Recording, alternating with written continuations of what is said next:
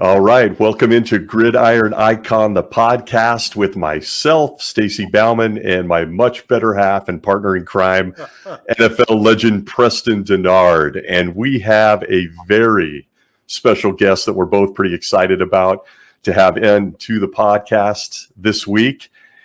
Our guest, also, as you might imagine, is the case often, is a former Los Angeles Ram, but also a former Tennessee State University wide receiver who was chosen in the 17th round, pick 435 of the 1971 NFL draft for you young guys by our Los Angeles Rams. You will recognize this name in person instantly. It is the iconic Joe Sweet. Joe. A little bit of applause there, Joe. Thank you so much for such a great applause. Preston has a very warm welcomes, so that was teed up. We were ready for you. Thanks for joining us. Thank you for inviting me to be a part of this great podcast. And PD, congratulations on what you guys are doing. I'm so happy to be a part of it. And listen, I can't wait to just get going, you know? Oh, outstanding. Joe, we're so glad to have you. Joseph Lamar Sweet. Lamar. Lakeland, Florida. Born July 5th, 1948. That just means he's a couple of years older than I am. Rochelle High School. Oh, my goodness. Outstanding stuff, Joe. Joe, I guess I just want to start this thing out. Most people, you know, I could tell Joe's story, but he tells it so much better. There's so many things that he and his wife, Storm A, are involved with. And we're going to hear about the foundation and so on. But I met Joe Sweet before I met Joe Sweet. I saw a Jet magazine, or was it? It might have been Ebony, but I think it was Jet magazine. And there was these two Ram guys standing on the sideline, Stacy. And the one on the left looking at the picture said Sweet on the back of the jersey. And the other gentleman on the other side was named Love, John Love.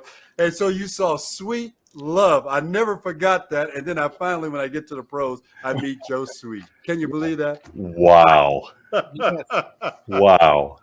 You know, Great story. you actually, one of the first times we met, you're absolutely right. You said, wow, are you Joe Sweet? You know, were you the guy in Jet magazine? I said, yeah. I said, yeah, man, it's amazing. I'm glad that somebody remembered me. But Joe, let's start this thing out. Tell us about growing up and how you got to playing football, but maybe there were some other sports too. But growing up in Florida, what that was like. We just talked to Harold Jackson in another podcast and talking about his growing up days and where he and how his parents influenced. Tell us a little bit about you. Well, PD, man, you know, growing up in Florida was, first of all, it was a fun time with family. I have 3 sisters and a younger brother, Ken. And we lived out just kind of on the outskirts of Lakeland. So it was an area called Medela. So we were considered to be in the country. So we didn't necessarily play football, you know, the way in terms of, Pee Wee, Pop One and all of that. So I wasn't exposed to it at all.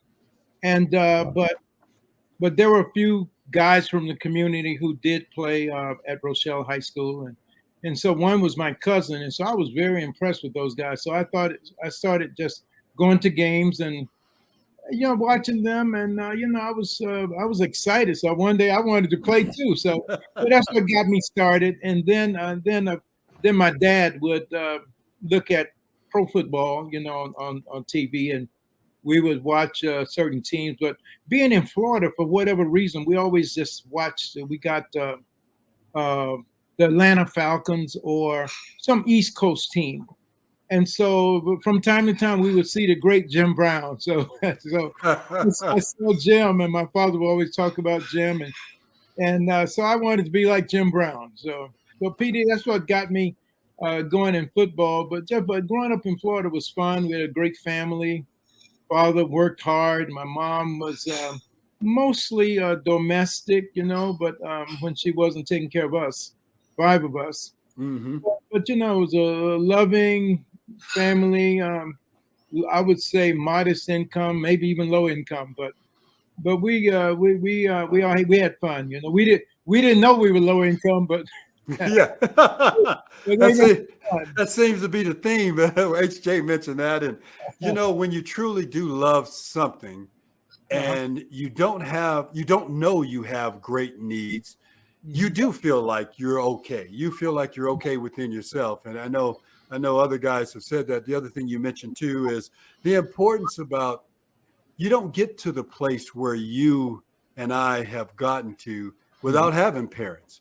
It could be the same for in an industry of work where someone has helped their child Yeah. grow to go achieve those great things. But parenting and family being involved in your journey was very important, right? Oh, absolutely. My father, both my mom and dad, both always encouraged us. My dad only went uh, at night. He went to night school to get to third grade. So Wow. Wow. and my mom went to eighth grade. And so the one thing they wanted us to do, all of us to do, is at least get an education. So they put emphasis on that, and they did whatever was necessary for us to go to the next level, to Mhm. at least finish high school. You know, that was I mean, that was we couldn't bargain, you couldn't negotiate. You know, there was no option. You Mhm. had to finish high school. Yes. And And so like a lot like HJ and some of those guys, you decided it seemed like a lot of the opportunities back during the days when you were in high school coming out, Mhm. the HBCU schools were very important for your journey. You chose to go to Tennessee State. Tell us how you got there. Well, PD, that's a great question. You know, being in Florida, you had to know about Florida A&M. Hmm. You Mhm. heard some about Bethune-Cookman, but Florida A&M was a school. So um, I did ultimately get a scholarship to Florida A&M. I got the letter, and so after getting the letter and invite to come to Florida A&M on a scholarship to play wide receiver, um, I later got a letter from them saying that we will need to we want you to still come, but we just want to be able to offer you just a part scholarship. You can get books, you can get food, but we can't. You'll need to earn the full scholarship. Mm. Wow. Wow, that was disappointing. So I was really, I mean, you know, I was hurt, and so, but as I mentioned earlier about education, the one thing that I had done, and I'd used my counselor well, and so my counselor had me apply to different schools, different colleges, potentially that I could consider going to. And so Tennessee State just happens to be one of them. And I applied to Tennessee State, Maryland State, Morgan State, Florida A&M, and I was accepted to basically all of them. And when Tennessee State, when Florida A&M reneged on the full scholarship, then I decided to go to Tennessee State because one, I was going to major in pre-med in Meharry Medical College, just right up the street, right across the street from Fisk University. So, so my coach said, "Oh, he called everyone Bubs. He said, hey Bubs, Tennessee State would be a great school for you to go to, Bubs. Your dad told me that he's willing to support you in any way. So, Bubs, Tennessee State were undefeated. In fact, they beat Florida A&M this past year. So, listen, it might be a great school for you to go to. They got Big Claude Humphrey. You got Eldridge Dickey. They have Super Nat Nolan Smith. And so he kept Wow. naming these athletes. You know? So he didn't have to tell me anymore. So I chose to go to Florida. Go to Tennessee State, and that the Jake Gaither and those guys were very disappointed that I did that. But I went to Tennessee State for that. But that's how I got there. I was at Wow. and I decided to walk on. Walk on. Wow. Walk on. Gee, when did that turn into a scholarship? PD, I tell you what, I didn't know what was in my mind of what was going on. All I know is that I did my best. I walked on campus, and not knowing that I got there too soon, um, the doctor of our football team had gone to Meharry, and his son was at Tennessee State in biology pre-med. So that's what I was going to major in. So I talked to them, and to answer your question, I got up there early, 30 days, at least 30 or 45 days earlier than I should have gotten there. And so I walked up and asked someone where was the head coach's office, and they directed me. But just to tell you, it took, I mean, I started working out with Eldridge Dickey, and he was throwing passes, and then the coaches were out there, you know, they couldn't be on the field to watch, but they were sitting from afar. And they were just kind of talking to each other, you know. So I later heard that they said, well, we can't let this guy get away. He'll go back to Florida A&M. So they kept trying to tell me that things were going to work out. Things are going to work out. You're going to be on full scholarship. And I kept asking, when are you going to put me on scholarship? So PD, I would say the answer about being on full scholarship, probably about the second or third day of registration. Wow. Okay. All the other students were back. I got the full scholarship. So Stacey, that was unbelievable. I couldn't believe it, but I was pushing for it. And I couldn't believe that as I was 17 years old. Wow.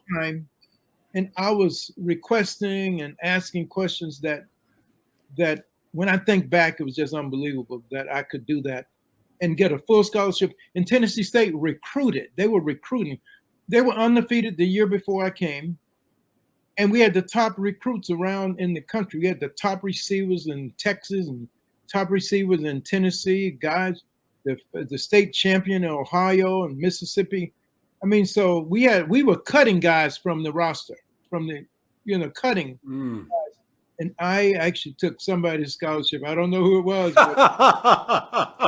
Well, hopefully he's not listening to the show right now. Well, listen, they know it. They know it. It's too late. but many people did not know that I was a walk-on.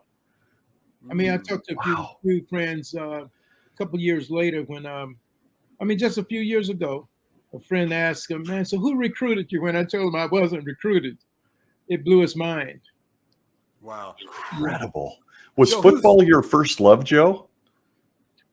Was your first in terms of sports, I guess? Yes. I would say in terms of sports. I played basketball early on. I ran track. I went to the state and then long jump. Theme. I was not in terms of speed. I did more field. I mean, to my surprise, I did field events as a PD. In high school, I played defensive end and wide receiver or receiver. So I went both ways. I was a captain of the team, and all right. And I didn't play football until my 10th grade. Wow. Okay. Yeah. Wow. That's interesting.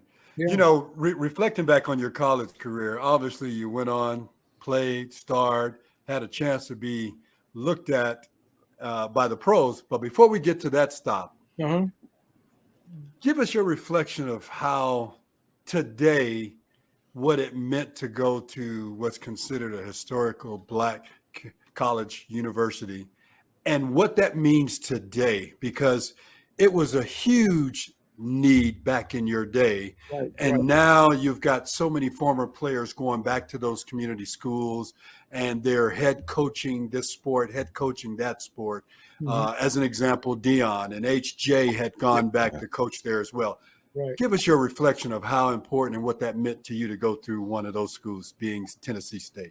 PD, man, it was. First of all, it was the way when I came out, as you alluded to, and so you had a lot of heritage and legacy. It was your only option to get an education, and so I don't regret anything. I'm really happy that I went that way.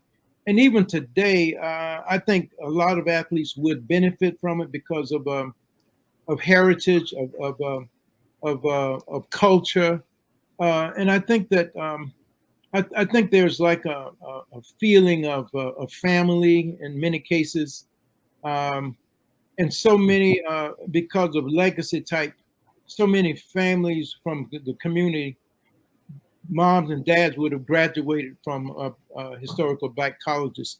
So you have a lot to work with and a lot of support. Today, I think that I think we've already proven, first of all, that you can actually excel at an HBCU. You can excel academically. You can excel athletically, and you can grow. You can grow and mature with, I say, with so many of your and develop great friendships that will last, over years. And so I think it's still available now because whenever we talk to players I play with, guys who went to Notre Dame or Alabama, or I mean, it seems like that those guys watch us and observe those of us who played at HBCUs, and they actually they like the camaraderie and the fun that it appears that we have, and the legacy that we can talk about. So I think it's a place for all of us. We just have to, just do our homework and see what we want for ourselves and our families. But I think that it's still a good way. And you're right. You mentioned Dion, and I think even Lou, Jackson, what's his name? Hugh Jackson over at Grambling State. Yeah. We're going to Grambling. He's been in the NFL a long time. So I think there's more opportunity, but more than opportunity, I think there's more money now that's available for TV, from TV rights, and also from the state-supported schools. Not so much the private schools, I don't think, but state-supported. I think schools are now getting more money from the NC2A to be able to build better programs. And, that may be due to some of the legacy and some of the history of the schools not getting the money that they deserve. And so I think it's now a little bit of payback, or maybe just doing the right thing. Right. And I agree. Joe, read you some names here. Okay. And I want you to tell me what these names mean when I'm done. Okay. Isaiah Robertson, Steve Worster, Jack Youngblood, Dave Elmendorf, Don Popplewell, Charlie Richards, Kirk Perrin, I believe, Russell Harrison, Lionel Coleman, Vontez Norman, Ross Boyce, Randy Vataha, and Joe Sweet. What's that related to, Joe? Man, that sounds like a 1971 draft list. That's exactly what it is. Joe Sweet's part of that. I had no idea you came in with Isaiah, Randy Vataha, and they traded him to New England, I guess. Would you believe, Randy and I, we were competing, and at this time, tell you something, Dick Vermeil actually recruited Randy. Wow. To Stanford, if I'm not mistaken. And then he later left and came to UCLA. Or he was recruiting him to come to UCLA when he went to Stanford. All I know is that they had a good rapport, good relationship. And so it's interesting that I would become the player so they got rid of Randy and Plunkett being Randy's quarterback at Stanford. Oh, that's right. New England. So then Randy goes to New England. So but anyway, PD, Randy was actually a very good wide receiver. Caught everything he threw to him. I just had a little more acceleration and maybe a little better on the deep ball. And that's what teams are looking. If you can get a home run, why not? Yeah, that's true. Yeah. Listen, you gotta use your advantage. Got to use all the tricks. Go ahead, Stace. What you got? What a draft class! I mean, let's look. I watched you guys. I'm not embarrassed to admit this. It was exciting. Incredible draft class. So you, Preston, also mentioned a little bit about some of your Rams teammates, and of course that's where I have unbelievable interest in your experience there. You also played with James Shaq Harris, if I'm not mistaken there, as the Rams quarterback rooms through that decade, Roman Gabriel, Shaq Harris, Pat Hayden, Vince Ferragamo, all of these. Joe Namath got thrown in there for a couple series, I think. Yeah, he was there. What was that experience like with James Harris? I think he's very underrated. No, that was a great experience. It's interesting. James, Shaq, we call him Shaq. James and I got to be pretty close because during, when you're a young player, they have to have a what you call a scout team. And the scout team are those of us who are not starters on the offense. And so we run all of the plays for the number one defense. And so Shaq was my quarterback most of the time. And so, I mean, he had a strong arm. Guys would see him drop back. He has a very deliberate throw. But what they thought they could always pick him off, but they couldn't because he had so much steam on it. They thought they could get it, but they couldn't, or he'll place it just right. So I used to tell him what they would say, and he would laugh and so. But no, that was fun. I had the privilege and the opportunity. Since we're talking about the black quarterbacks, would you believe I was at Tennessee State with Eldridge Dickey, who was the very first black quarterback drafted in the first round in the NFL. Wow. And then in my last 2 years, I played with Joe Gilliam, who was the quarterback. So I just so happened, I can't believe this, but I played ball with three of the most iconic pioneers of in terms of black quarterbacks. And so Shaq used to always ask me about Eldridge Dickey. Because Dickey was a true athlete. He could run a 4.3 40. He was about 6'1". Ran punts back when he went to the Raiders. He eventually ran back punts. Played wide receiver. Could have been a point guard in the NBA. Just a true talent. Now, I've deviated somewhat because you asked about James Harris. But that's okay. Deviate. Really, he was a student of the game, smart, could put the ball where he wanted it most times, wasn't as athletic or as agile as the younger guys that they look for now. Yeah. Because during that time, teams looked for a drop back quarterback. And so James fit the mold for the drop back quarterback. And it was disappointing that he was drafted by Buffalo, as you probably know, right. But he went much later than he should have gone, considering the fact that he fit the mold. Wow. And do you think that's because he was a black quarterback? Like there's still stigma around that in the NFL that's still considered controversial. Do you think that's what held him back? Stacey, that's the only thing that I can think of, yeah, because he fit everything else. And PD, I'm not certain when you played if they were giving you tests, but they started giving us IQ tests, before the draft. And the Dallas Cowboys came up with that idea. So they started testing. So teams will start using the Cowboys test, but they want to check your IQ to see how smart you are. And so rather than bringing you to camp and give you or investing you as an early draft choice, then they will draft you in the middle of the rounds or get you as a free agent. And then take the position that if they make it, then they'll probably make our team and they'll do what we expect them to do, but we don't have to pay them all the money. And so that's the position I think that they took with James. Wow, that's so disappointing. Sure is. Well, reflecting on your time that you had in the league, and I've had a chance to go back and look at some stats, and our dear friend is Harold Jackson, and he caught quite a few balls, and he's got a whole bunch of miles, right? That's right. But Joe Sweet, let me tell you something. He can't out average you. He had a 17.9 average per catch, and you were right there at 17.3. So he ain't got nothing on you. Not too bad. That's moving the chains right there. Those two. Moving the chains. I don't know if Harold got a chance to tell you this story, but man, we were.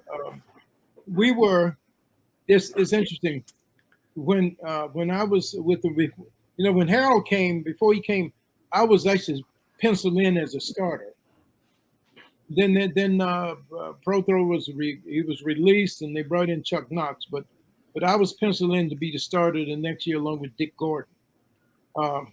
And so Hadel comes in. So John Hadel is my roommate. Oh, yeah. Myself, Hadel, Dick Gordon, Ken Geddes, we were roommates. And so, but during the first 2 or 3 preseason games, my Hadel started with Jack and Lance and Red. Sure, I can't think of the running backs. Les Josephson and Yeah. Larry Smith. But John Hadel being my roommate, John said, "Joe, man, listen, I'm telling you right now, I'm going to Chuck. I'm going to tell Chuck that, he needs to change this up. You and HJ, you guys making Shaq look good. You guys making Shaq look too good." This is a true story now, I'm telling you. So Wow. not that I'm spreading a rumor, but he said, "You guys Shaq look too good." So I'm going to ask Chuck. So I don't have to start. Shaq can start, but I want to play with you and HJ. And that's what. Wow. That is great. We both were having a good training camp and good preseason. But HJ actually led the whole league and catches in the preseason that year. But he had just come from the Eagles after leading the league in receptions. Yeah. So incredible. So I was in good company, PD, and holding my own. But yes, you were. Yes, you were. Joe, if you look back on that time, what would you change? Is there anything you would change? Yeah, I think I would. I think that I would. Not that I wasn't in good shape, but I think after watching Jerry Rice and other guys who, they took the game a little more seriously than we did. I think many of us were looking at working in the off season because we weren't making any money, but off season. There you go. doing things that I think was a distraction, and I think that that if anything, I would probably be a little more. I probably would have stayed in a little better shape. Interesting. I knew plays. I knew both. I knew every position basically, but I think I would have focused a little bit more on staying in shape and when you stay in shape, then you can work a little harder on your craft. It's the little things, Chuck Knox says, it's not the big things. It's the little things that you can improve on. So I would have focused a little bit more on that, and as an athlete, or as a player. Well, here's an area that Stacy's going to really love because I personally got the benefit from this kind of a relationship. Joe, when you finish playing ball, and everybody's talked about transition from ball into everyday life, what would an athlete do? What did I do? What does anybody do? Tell us how you made that transition, because we had a great relationship in one of those transitions. Yeah. But tell us all the things that you accomplished after you left the game of football. Okay, PD. Man, I feel like I was so blessed in meeting some of, I would say some individuals who were truly interested in the welfare of athletes, and more specifically, maybe interested in me, in my growth, and in the transition. Early on, as I mentioned, I was plugged in to be the starter, going into my, I guess, third year. I played every other play in my second year, but Tommy Prothro had actually asked Harold Guyver to maybe take some interest in some of the younger players and to help them with their money and to help guide and direct them, direct us at least and not necessarily to be an agent, but at least about an area of the finance. And so I invested in some trust deeds early on after my second year, and so that kind of opened up my eyes and brain, if you will, of what I should be doing, what I could do, and I started asking a lot of questions. So I think the preparation you need to, even if you have a college degree, I think you should really start working as quickly as possible um, to at least find that space or that area that you will maybe do in the rest of your life, because football is short-lived. 3 years, less than 3 years average, And so when you think about that, I think I was able to kind of see that football wouldn't last forever. And so I went to real estate school, and after investing in the trustee business, and we were partners. I was partners with Chuck Knox and with Dick Vermeil and Tommy. Wow. So I was partner. I was in an investment group with my coaches. So Wow. Isn't that something? That's amazing. I've just learned something big right there. That's Yes. huge. And so I would often, Petey, when you were out there, you would see me out on the field, and sometimes the coaches would have invited me out to just talk about what I thought was happening with the investments that we were in, So yes, Very neat. I was in two different investment groups. We bought two different blocks of trust deeds, and then I was understanding real estate better, and so I would say too. So I got into that. Then later, then I got a life and disability license. Um, um, then I had the opportunity to do feature films, several films and commercials.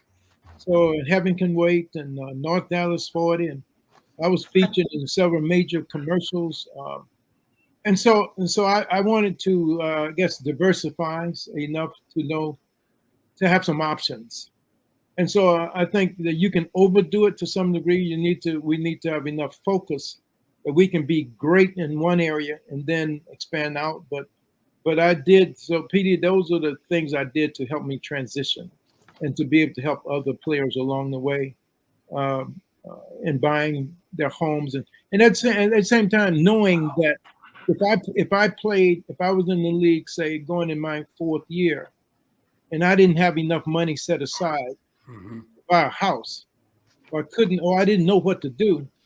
So I took some of the things I learned and passed it on to some of the younger players. And then I was able to learn some information about creative financing and how sellers can carry the contract, and a lot of little things like that. So I was able to help. So I transitioned by buying a few properties myself, with the seller carrying the contract, with me putting minimum payment down. So then I found ways to help other players do the same thing.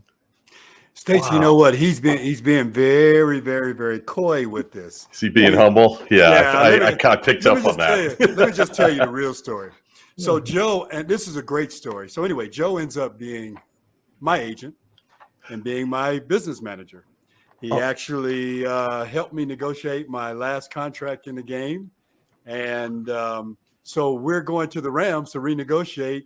And I guess it was 84, early 84. And we're sitting in there with John Shaw and Jay Zygmunt, I think. And Joe had me go in as his client and sit there and negotiate with them through him. And they had never had an athlete sit at the table. Oh. Yeah, very uncomfortable. Needless to say, I got more money, but I had to be shipped off to Buffalo. Oh. But Joe has done so much for players. And the last thing I want to mention, because we got two more things we got to get to for time's up, is Joe had formed with another gentleman a company called Wide Receiver Enterprises. And we started going out recruiting student athletes, potential draft picks. And Joe brought me in to participate with that. I traveled, went and visited athletes in college. So Joe had a real winner in his brain when he got exposed early on, as he was telling, and how he went on to help other players. Probably one of the most unique gentlemen that I know that came out of the game, played the game, came out of the game, invested in himself where he can invest in others. And that's one of the greatest things. One of the great investments he made, he and his wife, Storm A, along with Ariel. What does that mean, Joe? That means Fragile Hearts Foundation. Tell us about it, my friend. Aliah, sweet fragile. Well, Aliah was my son. Aliah had challenges from birth, never walked, um, developed seizures, and just challenges, that you just don't wish upon anyone, and certainly you don't wish upon. You would not want to go through it with your son, but we were, my wife and I, we were just, I would say, responsible parents, and we just loved him and did all that we could to give him the best opportunity to be the best that he could become. And so we formed the Aliah Sweet Fragile Hearts Foundation after he passed away. He was 9.5 years old when he passed. Sorry. And the doctors said to us that, we just want to compliment you guys, because with some of the challenges he was facing, he probably wouldn't have lived to be no more than about 3, maybe 4. But because of your love and your care for him, he could feel it, and so he lived to be a 9.5. So so we formed the foundation in memory of Aliah. In fact, Ariel was the one who came up with the idea to do something for kids like herself. And so, being a sibling, she couldn't go places and do things with. Well, in some families, she probably could have, but we were pretty protective of her and of him. And so we wouldn't just let her go out and play sometimes and go with other families. We didn't want her to be the neighborhood's kid, Yeah. And so, so they were together all the time, and she really enjoyed playing with them and missed him, of course, upon him departing. But the foundation now, we've been going, and we've been in existence for over 20 years, and we started off as a wish organization. Started granting wishes, and Storm May actually worked with Make-A-Wish Orange County for about 6 months. Wow. I happen to know the CEO of that organization at the time, so to help us get, adjusted and situated to granting wishes. And then later we expanded to different programs, leadership and development for siblings. We've done Champions in the Zone, where we would want not only siblings, but just kids in general, to understand what it takes to become a champion. So doing things right, all the time. But Petey, when Peter talking about we would have a program called Champion in the Zone. We partnered with the ESPN Zone, downtown Disney, for 5 years, doing Super Bowl raffles. So PD and the Rams 80s football team came down and joined us, and Ralph Fukusaki had him on his show, and but we were raising money for our cause, and so that was a great way to introduce our cause by doing a Super Bowl raffle. But so we've I can't tell you the number of families we've done. We've either supported, we've done wishes, we've done meet and greets, we've done room makeovers, we've done computers, and we've done a lot of things for the sibling. But we discovered we needed to do more than just give them something. We wanted it to be more of an experience, and something they could take away from what we do for families. And so that's where the Aliah Sweet Fragile Heart Foundation was born and still living. Joe, if somebody was interested in supporting it, how would they get in touch with the foundation? Just go to fragilehearts.org. Fragilehearts.org. Yes. Perfect. That's remarkable. Yes.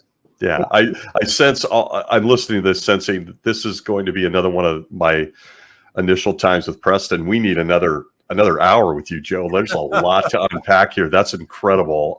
That's what this show's all about. So thank you. Thanks for squeezing in some time with us. Oh yeah. Listen, thank you for inviting me, and listen, congratulations to you guys for what you're doing, and keep up the good work, and let me know if I can be helpful in any way. Well, one way you can be helpful, and Stacy's going to take you through it. The 2-minute drill. He passed it to me again. This is his segment, but I am honored to do so. We have a little 2-minute drill we do, which is designed to lighten it up, have some fun, get to know Joe Sweet a little bit. Kind of silly, always pertinent, but we like to have some fun with it. It's usually Preston's gig, but here we go, Joe. You're stuck with me.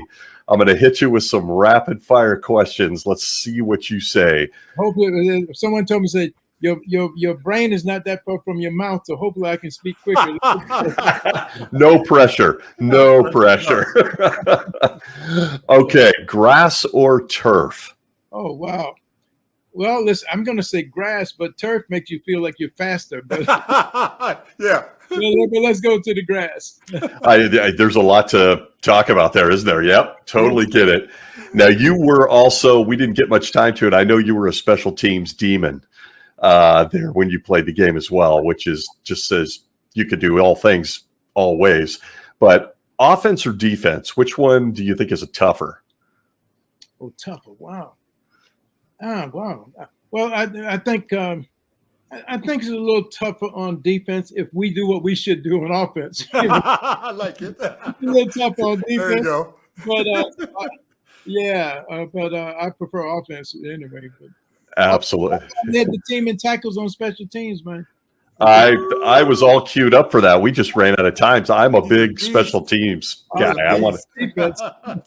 That's going to be a part 2, Joe. You're going to get another invite because we got to talk special teams, man.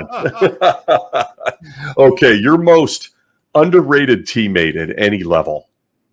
I'm going to just go back to my friend, teammate, because he didn't get a shot. Eldridge Dickey. I had a feeling you might take us back there. Number 1 quarterback who never really got a shot to play quarterback. So who could play, and his mind was gone when they wanted him to do something else. So, but Eldridge, yes. Sorry to hear that, but thank you for keeping that alive. That's amazing. I'm going to go study up on him. Yes. Absolutely amazing. Okay, just one more in the football thing, then we'll have some fun. What do you think is your greatest football achievement? Listen, just by having the opportunity to play in the NFL. Listen, that to play at the as some friends of mine remind me, say, "Man, hey man, you played at the highest level." Listen, so I'll take that any day. Hall of Fame or not, 10,000 catches or PD. PD was in the mix of a lot of catches, but just the opportunity to play at the highest level and use my gifts and talents. So yeah, just to be drafted. It was an honor to be drafted. About 3 from the last. I don't know how many, but it was. Does not matter. Doesn't matter. Yeah. It doesn't matter. Doesn't have the opportunity. Yes. I'd do anything to be able to say I was drafted and played in the NFL. So let me tell you, that's. I would too. But he got to play. I practiced laying out like him all the time. Story for another day. Okay. Yeah. Let's see. We talked about that. Okay, we have a little fun now. What's your favorite movie? Wow. I got eras of movies, but anyway. Huh? Yeah, I get that. Yes, but when we had our son and we were taking care of him in 24 hours, my wife and I, we had a respite, and where a nurse would come in just to give us a break one night. And we went to see a movie because it was the only one showing at that time when we left our home. And it was Big Mama's House. But that was Big Mama's House. We still remember it, but I also like Heaven Can Wait since I was in. Oh, I knew you'd say that. Heaven Can Wait. Tell them why, Joe. Tell them why. Tell us.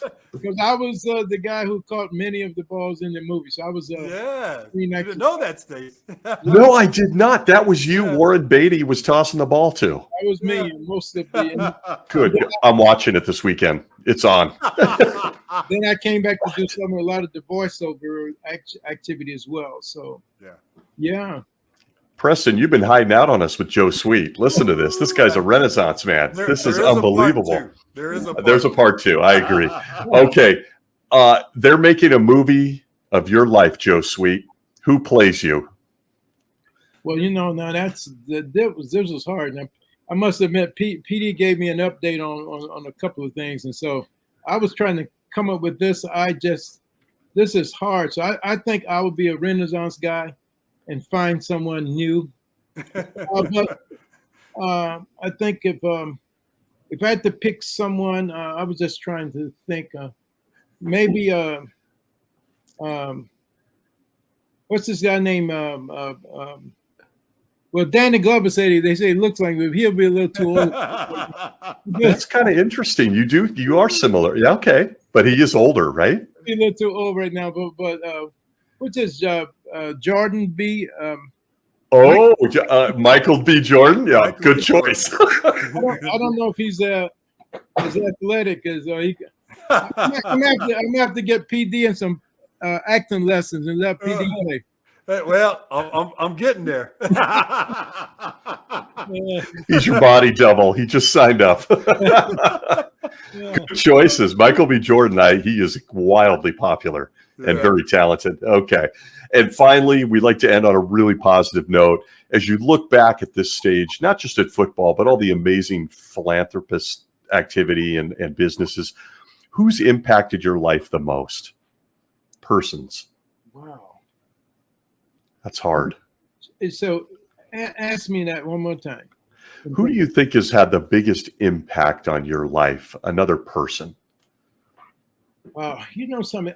I might have to just say my father, my mom and dad, but maybe my dad, because as I stated earlier, he only went to 3rd grade, and that was even going to night school. But my father was entrepreneurial. He owned the barbershop. He owned the store. And he always talked about, he would say things like, son, just study and do things. And he said, God will show you what to do. God will help you along the way. And so he had a giving heart. And so I would have to start with, I have to say him. There are other people I've worked with along the way, but I think he prepared my heart to listen and to hear from others. I think he prepared me to be open. He prepared me to be loving and caring and not worry about what people say or what people have. And he would say something like, "It's not what you have, it's what you do with what you have," and things like that. So he was just I would just go with my father. Of course, I threw my mom in, but he would have those conversations with me. And we when we had the store, guys would come out doing stuff that I didn't like, and that we had free rules, and I was pretty nice and quiet, but I would snatch a guy a time or two. My father would say, "Son, listen, we're running a business here. You can't run people away." So just do the right thing, So you were a bouncer as well. We've just learned that. Listen, Yeah. I love it. I like to think I probably pick and choose who I jumped on, but But you were a young man, and we know what you're saying. Yeah, we do. This has been an absolute pleasure, Joe Sweet. Absolute pleasure. Thanks for buying out time for Preston and I on Gridiron Icon. Yeah. Thank you so much for allowing me to be a part of this. Okay. The privilege is ours. It sure is. You're a champion, and Storm A is as well. Give her our love. Thank you so much for joining. Will do. All right. Thank you so much for joining us. And for our listeners that caught this podcast, follow us at Gridiron Icon on YouTube and all the regular podcast spots where Preston and I hang out. We occasionally answer some questions on YouTube. Thanks again for joining us on Gridiron Icon. And thanks again to our special guest, Joe Sweet. We will see you next week.